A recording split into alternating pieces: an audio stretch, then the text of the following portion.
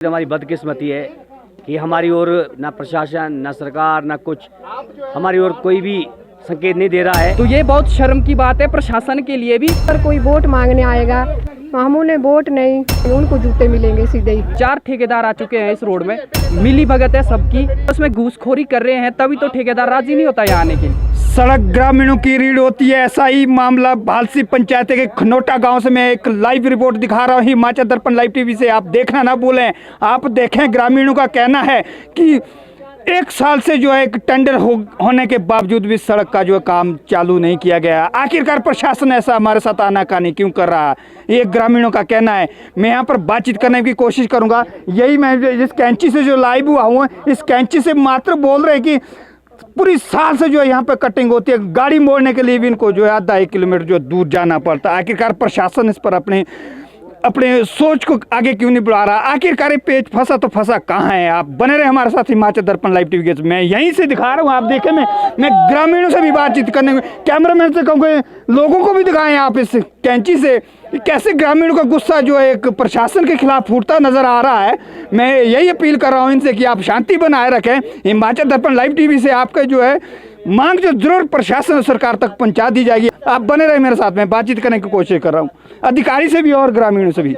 राहुल गिरी है, मैं यहाँ का स्थायी निवासी हूँ और वर्तमान में PG college Rampur Bushahr BA second year का स्टूडेंट हूँ। बिल्कुल। तो मैं मीडिया के माध्यम से ये बताना चाहूँगा, ये जो आज मीडिया के थ्रू जो हम ये रोड को लेकर चले हुए हैं, क्योंकि मैं यहाँ का स्थायी निवासी हूँ, मैं मीडिया को ये कहना चाहूँगा, मेरी बहुत छोटी उम्र है, जैसे ही जब से मेरा जन्म हुआ है मैंने इस रोड की हालत इतनी देखी है। अब आप अंदाज़ा लगा सकते हैं कि इस रोड की क्या हालत है।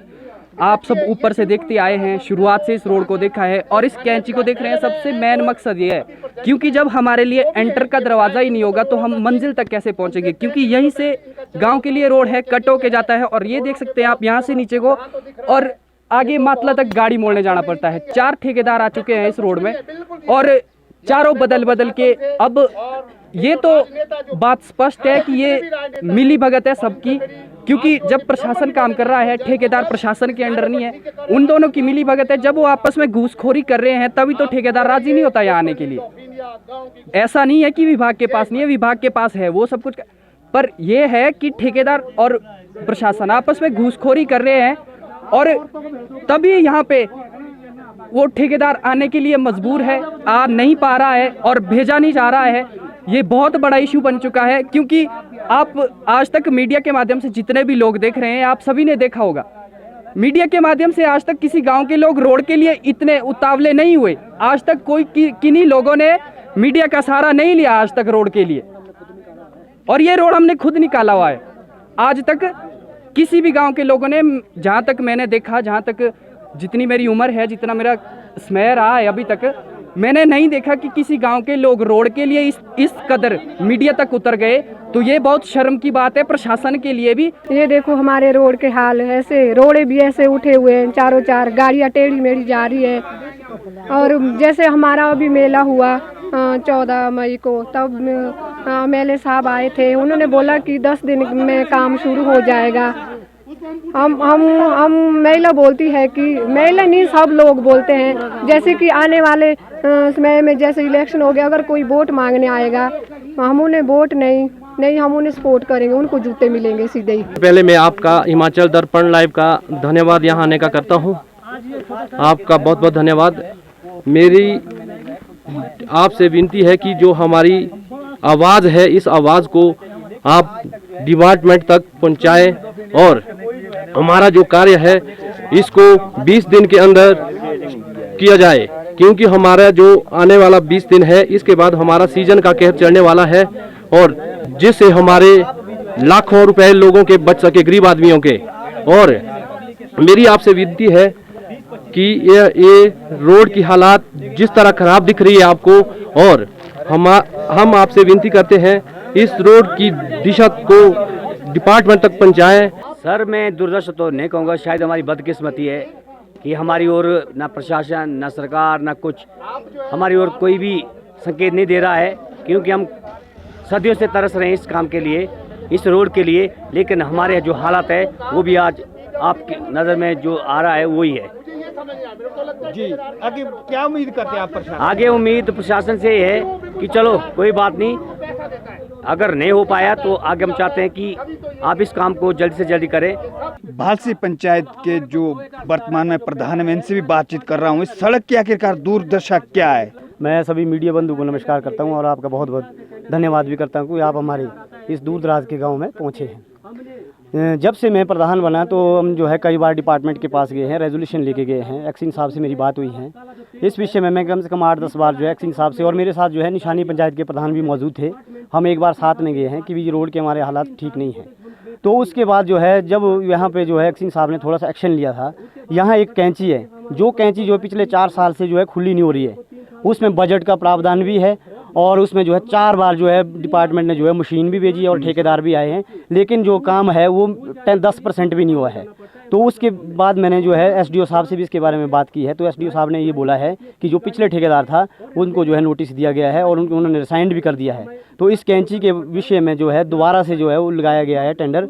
तो ये जो कैंची है इसको हम जो है शीघ्र जो है ठीक करने का उन्होंने आश्वासन दिया है। एक्चुअली जिस काम की आप बात कर रहे हैं हमने ऑलरेडी इसके टेंडर लगाए थे और वो ठेकेदार को ऑलरेडी अवार्डेड था।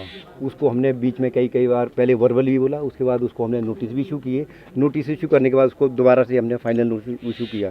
फाइनल नोटिस इशू होने के बाद उसकी जो सिक्योरिटी फोरफिट कर दी और उसका काम भी जो है अब रिसाइंड कर दिया गया है। रिसाइंड करने के बाद हमने उसका जो एस्टीमेट है दोबारा भेजा है और इसका 2-4 दिन में इसका जो दोबारा टेंडर लगेगा। टेंडर 2-4 दिन में टेंडर लगेगा, जिसको भी आवंटित होता है इसका काम जो है बड़ी जल्दी जो है शुरू हो जाएगा और हम इसको खुद मॉनिटर करेंगे कि जो जिस भी कॉन्ट्रैक्टर को ये काम मिले वो इसको जो प्रायोरिटी बेस जो कैंची वाला काम है आपका साथ ही साथ ख़त्म हो जाए। ठीक है, जहाँ जहाँ पर वो जो अभी उसका बैलेंस कहाँ बचा है, जहाँ जहाँ है उसको दोबारा रेक्टिफाई किया जाएगा और उसके बाद जब तक उसका काम प्रॉपर नहीं होगा उसको तब तक उसकी कोई पेमेंट नहीं होगी। और उस वजह से उसको हमने उसको भी दोबारा हमने नोटिस इशू किया है कि उसको काम को बढ़िया क्वालिटी के साथ कंप्लीट करे और समय के हिसाब से, ताकि हमारा जो सीज़न का जो काम है वो उस पर गाड़ी हमारी प्रॉपर स्मूथ चले। वो ठेकेदार को हमने वर्बल भी बोला, उसे हमारी बेसिकली रिक्वेस्ट ये रहती है जिसको अवार्ड हो, क्योंकि इसमें फिर 2 महीने टेंडर प्रोसेस में आगे निकल जाते हैं। इस वजह से हमने उसको पहले वर्बल भी बोला और उसको हमने नोटिस पहले कैंची हमारे को गाड़ी मोने 800 मीटर आगे जाना पड़ता है। 10 दिन पहले सर आपने ऐसा बताया हमारे को हफ्ता 10 दिन 20 दिन ऐसे कहते कहते 2 साल पूरे हो चुके हैं। हम आपसे विनती करते हमारे को आज नहीं कल के लिए मशीन भेजो वहाँ। हमारा मतलब जनता का यही है, हमारा आज नहीं कल नहीं परसों नहीं चलेगा। हमारे को कल मशीनें चाहिए खनोटा के अंदर। बेसिकली 10 हमारे को 2 साल हो चुके हैं, पूरे 2 साल हो चुके हैं। हमारे को आज नहीं कल नहीं परसों नहीं हफ्ता नहीं चाहिए, हमारे को कल चाहिए वहाँ मशीन। मैं एक्शन साहब से मैं बात करता हूँ, मैं एक्शन साहब से बात करता हूँ। फिर देखिए सर, चलो ठीक है, हम नहीं ऐसा है उसको टेंडर, अब सवाल उसमें ब्लास्टिंग वर्क भी है, ब्लास्टिंग वर्क भी है। नहीं वो मतलब वो कैंची वो मशीन से ही नहीं होगा काम, आपने देखा होगा जो ब्लास्टिंग है हमारे को पता 4 बार लगे, मैं वही बात कर रहा हूँ। इसी वजह से उसमें ब्लास्टिंग भी होगी तो 1 हफ्ते में वो उसमें मेरे को लगता है 10-12 दिन का टाइम लगेगा। मतलब कल ही मशीन देखिए कल तो नहीं, आप 2-3-4 दिन लगे, कल पॉसिबल नहीं है कि आप बोलेंगे कल सवेरे, तो ये सवेरे तो पॉसिबल नहीं हो पाएगा। मेरे को 4-5 दिन का टाइम दे, हम आपका काम शुरू कर देंगे। आखिरकार प्रशासन इस पर कितना खरा उतरता है ये आने वाला समय ही बताएगा। गोल्ड या डायमंड की खरीदारी का सोच रहे हैं तो विजिट करें राजेंद्र ज्वेलर्स, जो आकर्षक उपहार के साथ देते हैं बेहतर सेवाएं। 916 हॉलमार्क्स गोल्ड और डायमंड ज्वेलरी बहुत ही कम बनाई की लागत के साथ। हमारे यहाँ आप खरीद सकते हैं शादी के आकर्षक डिजाइन से बनी ज्वेलरी। तो आइए और खरीदारी कीजिए और कीजिए अपनों को खुश।